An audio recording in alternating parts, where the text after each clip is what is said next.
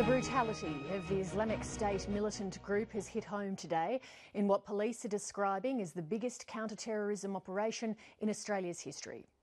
15 people have been detained in Sydney and Brisbane, and one man has been charged with planning a terrorist attack on Australian soil. Police allege he was ordered to behead random people in public. The order came from Mohammed Baryaleh, the jihadist identified by 7:30 last week as the most senior Australian member of Islamic State in Syria and Iraq.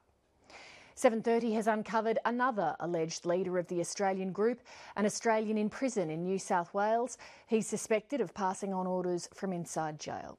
Sean Rubenstein-Dunlop reports.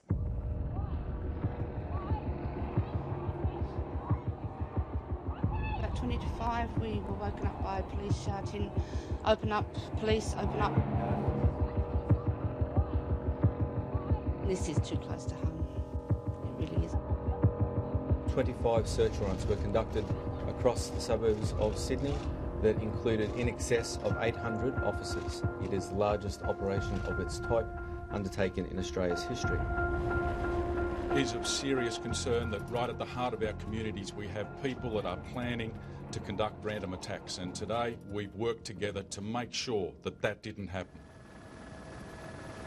It's barely a week since Australia's terrorism alert level was lifted to its highest point ever, and now the reason has become disturbingly apparent.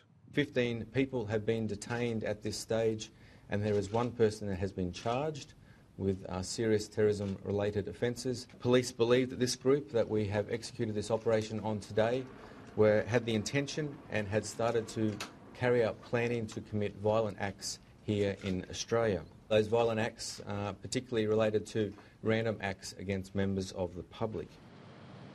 On Bursell Street at Guildford in Sydney's west, neighbours woke to the terrifying new reality. What was the first you knew that something was up? It was around 4 o'clock in the morning. I heard a helicopter going around my house, and then get up and have a look inside, outside through the window, and then I heard the police sort of talking and trying, probably getting the person who's inside the house get out of the house, and then I saw lots of riot police surrounding the house as well with guns, and yeah, it was very shocking and scary. This woman, who was too afraid to identify herself, saw the police raids unfold from her bedroom window at a house where a family of Afghan refugees only moved in a few weeks ago. They were searching with and walking with the guns, which is something you see on TV. I was just sneaking through the window. The house is the home of 22-year-old Omar Jan Azari, who was among 15 men detained by police in Sydney and Brisbane. The horrific details of the plot alleged by police were revealed when Omar Jan Azari appeared in court today, accused of planning a terrorist attack. Police say they had Azari under surveillance since May this year, but had to act after intercepting a phone call 2 days ago, which they say was between Azari and a senior Australian militant in the Middle East, who was exhorting him to kidnap and execute a random selection of people in public. The exhortations, quite direct exhortations, were coming from an Australian who is apparently quite senior in ISIL, to networks of support back in Australia to conduct demonstration killings here in this country.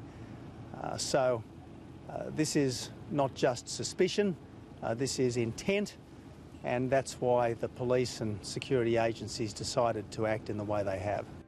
Islam means sincerity and submission to the one true God, and Muslim is the slave of God. Police say this was the man who ordered the so-called demonstration killings, Mohammed Baryaleh, revealed last week by 7:30 to be the most senior Australian member of the Islamic State militant group in Syria and Iraq. Baryaleh allegedly ordered an execution, believed to be a beheading, to be filmed, with the recording sent to the Islamic State media unit in the Middle East before being released. That's joined the Brotherhood of, I think it's about 2.1 billion now, so maybe 2.1000, whatever. Alhamdulillah. Before he travelled to the Middle East, Ali Barialay, as he's known, was the charismatic frontman of a street preaching movement in Sydney called Street Dawah. Police have told 7:30 Ali Barialay and the men arrested are part of a group of young Afghan Australians who have been planning a terrorist attack on Australian soil for months. Police say the group has canvassed mass shootings and bombings but didn't have the capability. But authorities were forced to act when a public beheading was discussed, in the vein of the murder of British soldier Lee Rigby in London last year. It's a propaganda tool.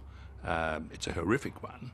It's one that just must make us shake our head in horror. Police say a leader of the group is one of Australia's highest security prisoners, Milad Al-Ahmadzai, who's in jail for threatening to slit an ASIO agent's throat and carrying out ram raids to fund militants in Syria. 7:30 has learned police suspect Ahmadzai is passing on orders to the group from behind bars.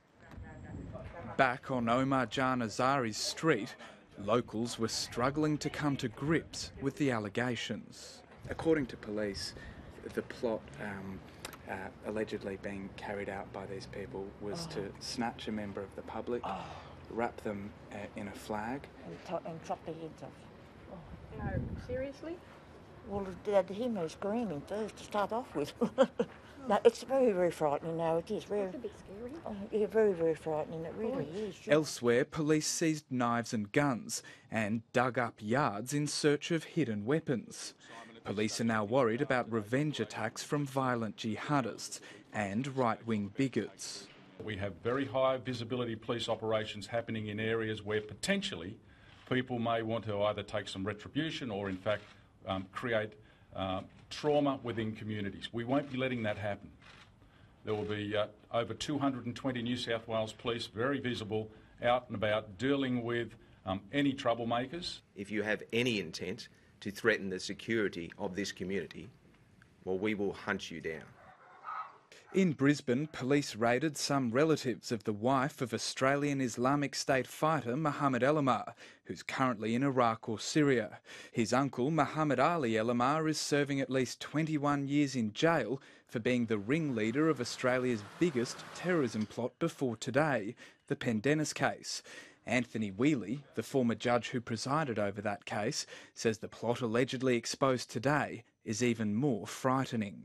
It's far more sophisticated in these things than the bumbling efforts of a few would-be conspirators acting out on their own. In some respects, Operation Pendennis was essentially that. So this is different. This has got an international connotation, and it's got a more horrific connotation in that it's orchestrated by people who well understand the propaganda value of such a horrific act. He's not surprised some of the men questioned today had connections to Operation Pendennis and says there could be horrific implications. In the Pendennis operation, it was clear that a considerable amount of ammunition and chemicals were never recovered. So it's highly likely that radicalised friends and relatives of the Pendennis group may know where that equipment is, where the chemicals are, where the ammunition is, and maybe see value in uncovering it and using it in a continuation of the plot that was unsuccessful in 2005. How serious is the risk of that?